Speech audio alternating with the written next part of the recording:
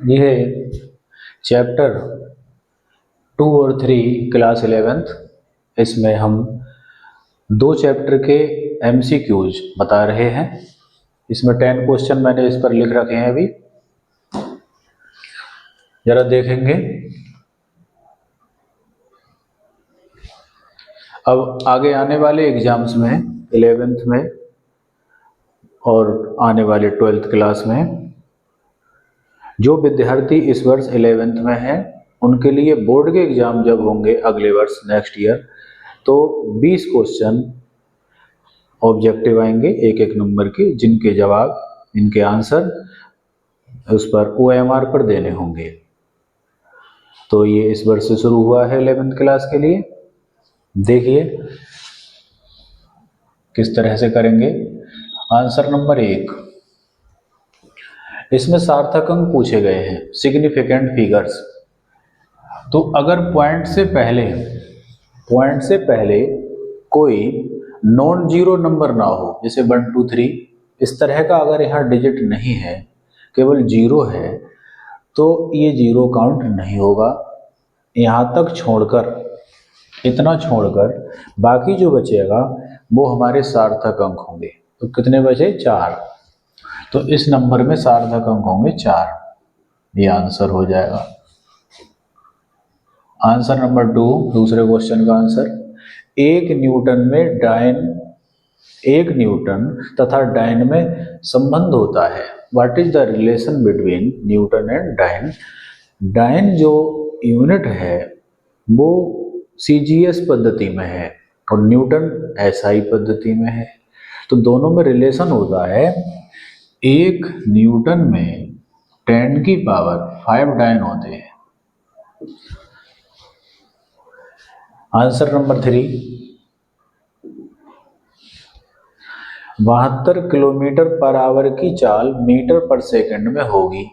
इसमें ये नहीं लिखा है कि बेमाव का यूज करके बदलो या डायरेक्ट बदलो, तो हम विदाउट बेमा, विदाउट डायमेंशन इसको चेंज करेंगे। कैसे करेंगे देखिए। चाल लिखते हैं V से, इसकी वैल्यू है 72 किलोमीटर पर आवर। 72 लिखेंगे मल्टीप्लाई किलोमीटर, किलोमीटर में होते हैं 1000 मीटर, तो यहाँ लिखेंगे 1000 मीटर। पर का मतलब है अपॉन, बटे, आवर घंटे में होते हैं 60 मिनट और 1 मिनट में होते हैं 60 सेकंड, तो यहाँ लिखेंगे हम 60 × 60।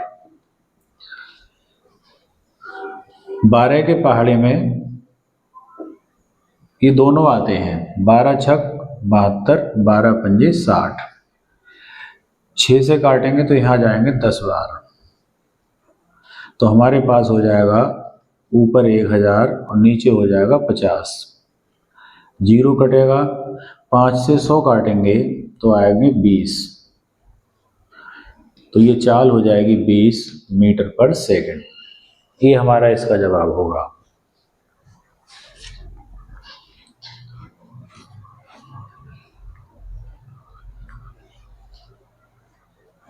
आंसर नंबर 4, ये वाला। किसी तरंग का विस्थापन समीकरण ये है। जो हमारी परगामी तरंग होती है, फिजिक्स 11th क्लास की फिजिक्स में लास्ट के चैप्टर में जाकर पढ़ेंगे। परगामी तरंग कहाँ होती है? रस्सी अगर बंधी हुई हो, उसमें झटका लगा दें हम, तो इस तरह की तरंग होती है, इसे कहते हैं परगामी तरंग। उसका समीकरण ये दिया है।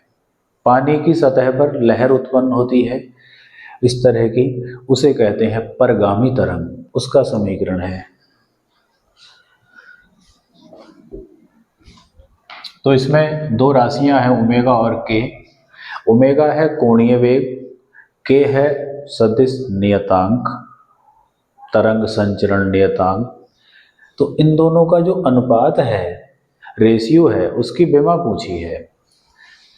तो ओमेगा अपॉन के, इसको मैं अगर इसका प्रसार करूं, इनकी वैल्यू लगाऊं, तो ये सॉल्व होकर वेग के बराबर आएंगे। ओमेगा का फॉर्मूला होता है 2 पाई एन अपॉन के का फॉर्मूला होता है 2 pi upon lambda.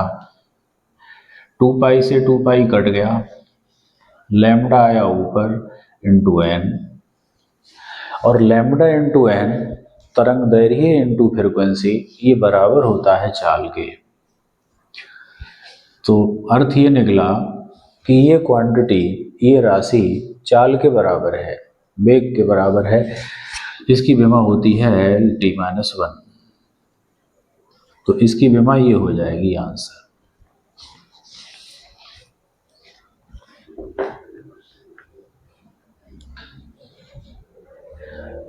Answer number 5,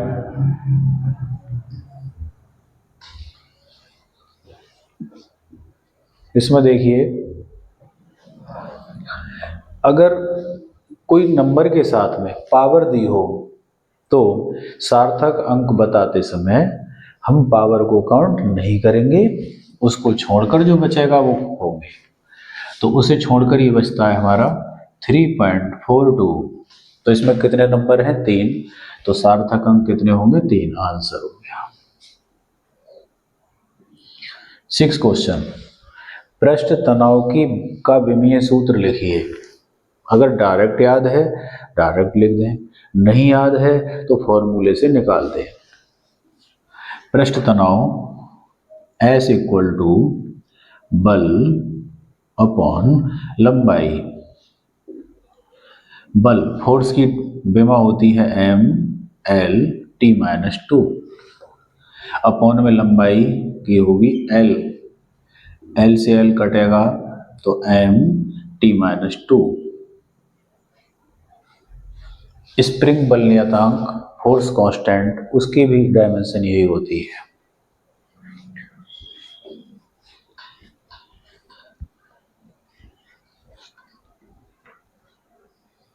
seven, एक पार्टिकल r त्रिज्या के सर्किल में घूम रहा है तो एक चक्कर में विस्थापन कितना होगा? देखते हैं।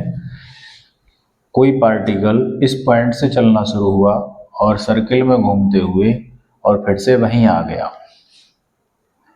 अगर कोई वस्तु, कोई कण जहां से चले और लौट के वहीं आ जाए तो उसका विस्थापन या उसका डिस्प्लेसमेंट 0 होता है। तो उसका विस्थापन क्या होगा? 0। अगर दूरी पूछते तो इसकी सरकमफ्रेंस हो जाएगी, परिधि हो जाएगी 2 पाई r। इसे देखें,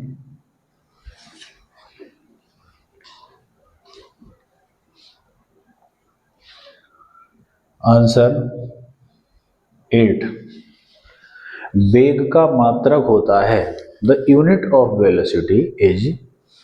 तो वेग का मात्रक डायरेक्ट याद है तो लगा दें, नहीं तो फॉर्मूले से देखें। वेग का फॉर्मूला होता है ds/dt। यह है विस्थापन, दूरी का यूनिट लगता है मीटर अपॉन टाइम, इसका सेकंड लगेगा तो क्या हो जाएगा? मीटर पर सेकंड। ये वेग का मात्रक होगा, यूनिट होगा। आंसर नंबर 9, समय वेग ग्राफ प्रदर्शित करता है। हमने 2 टाइप के ग्राफ पढ़े हैं, एक समय विस्थापन और समय वेग।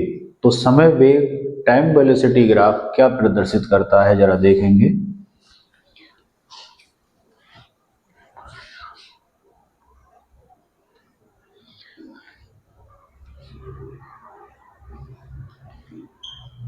इस अक्ष पर मैंने क्या ले लिया? टाइम, और इस अक्ष पर क्या ले लिया? वेग, वेलोसिटी।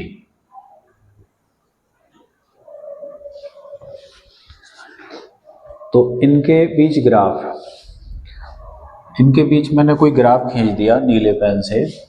ये ग्राफ का नाम है OA। इन दोनों राशियों के बीच में ग्राफ की ढलान त्वरण को व्यक्त करती है। एक्सेलरेशन को। क्यों?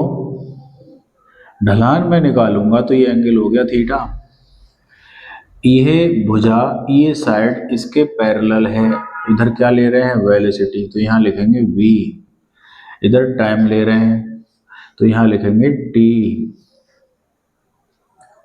और अगर मैं इसको स्मॉल क्वांटिटी मानूं तो यहाँ आ जाएगा डेल्टा v और इधर आ जाएगा डेल्टा t।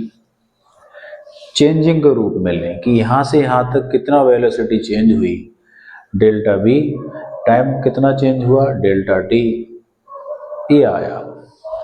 हमें निकालना है ग्राफ की ढलान, या मैथ की भाषा में बोलते हैं प्रवणता, इंग्लिश में कहते हैं स्लोप। तो ये निकालते हैं tan के फॉर्मूले से, tan थीटा होता है लंब बटे आधार, perpendicular upon base, delta B upon delta T. यहाँ देख रहे हैं हम कि वेग में परिवर्तन बटे समय अंतराल, और ये फॉर्मूला हमारा किसका होता है, त्वरण का। तो समय वेग ग्राफ में जो ग्राफ होता है उसकी ढलान किसको बताती है, त्वरण को। अगर यहाँ दो ग्राफ बना दिए जाएं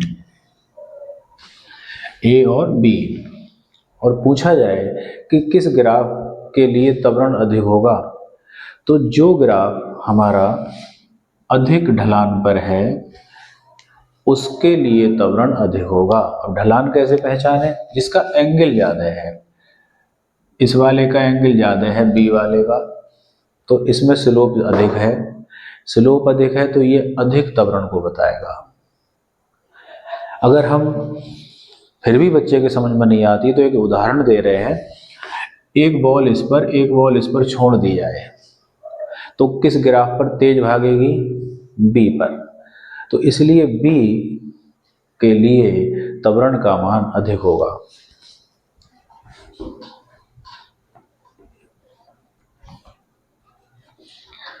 आंसर नंबर 10,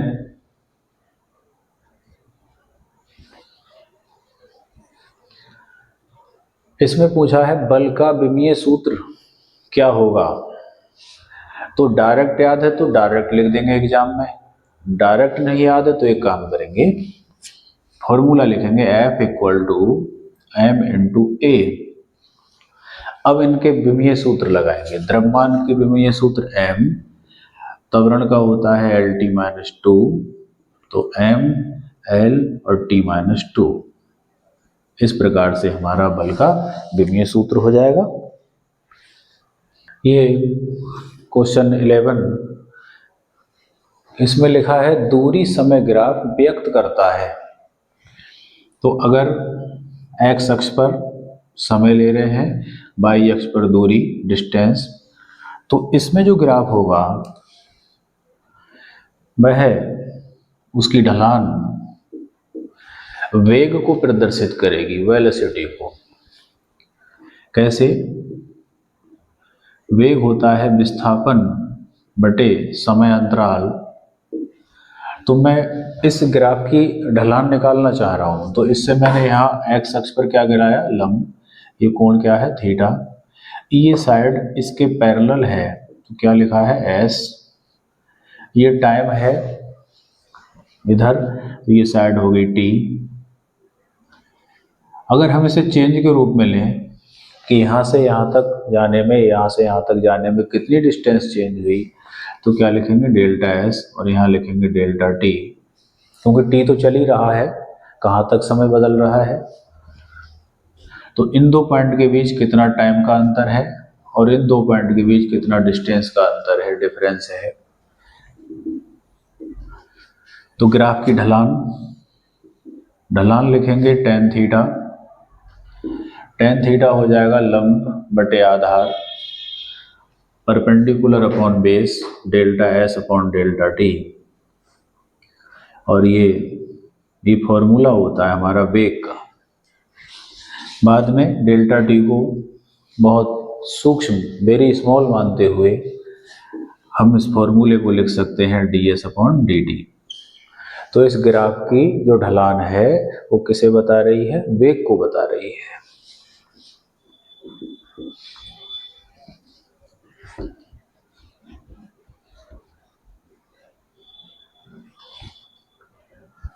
एक इसमें क्वेश्चन नंबर 12, नियत वेग से गतिमान वस्तु, जो वेग वस्तु गतिमान हो रही है, चल रही है, और उसका वेग क्या है? नियत, तो उसमें त्वरण की वैल्यू क्या होगी? 0। कुछ विशेष केस होते हैं जहां पर 0 नहीं होता, जैसे अगर कोई पार्टिकल वृत्तीय गति कर रहा है, सर्किल में घूम रहा है और कांस्टेंट स्पीड से घूम रहा है, तब उस पर एक एक्सेलरेशन, एक त्वरण होता है केंद्र की ओर, जिसे कहते हैं अभिकेंद्र त्वरण। उसके अतिरिक्त अन्य स्थानों पर ऋजु रेखीय गति में, सीधी गति में, अगर वस्तु का वेग कांस्टेंट है तो उसमें त्वरण 0 होगा। तो एक स्थिति हमारी रेस्ट की अवस्था की भी होती है, वो नेक्स्ट क्वेश्चन में देखेंगे।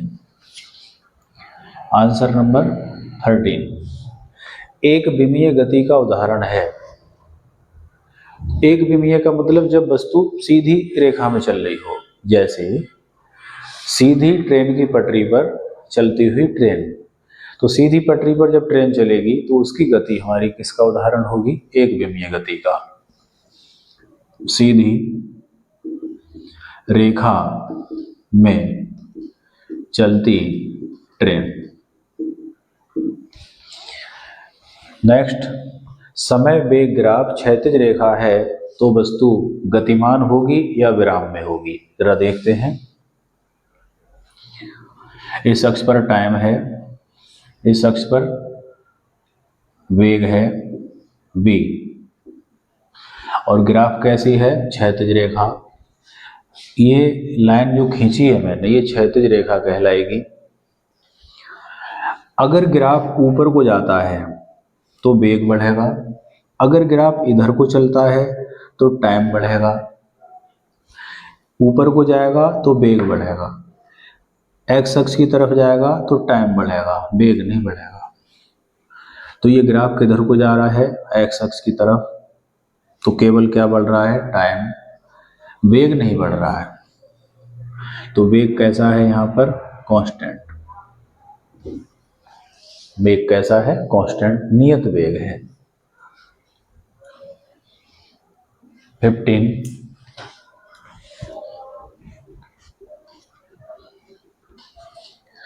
पेड़ पर रखी वस्तु में त्वरण होगा या नहीं होगा?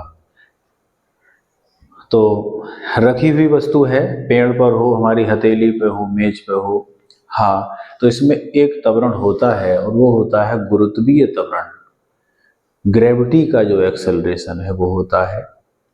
तो कुछ विशेष केस हैं हमारे, अगर वृत्तीय गति में वस्तु घूम रही है और कांस्टेंट स्पीड से चल रही है, उस पर त्वरण होगा अभिकेंद्र त्वरण। और कहीं वस्तु रखी है जमीन पर या हाइट पर, तो उसमें भी त्वरण होगा गुरुत्वीय त्वरण। इसके अलावा अन्य स्थानों पर तभी त्वरण होगा जब वस्तु के वेग में वृद्धि हो रही होगी। तो आज का काम इतना ही रखते हैं, शेष कार्य फिर करेंगे। धन्यवाद।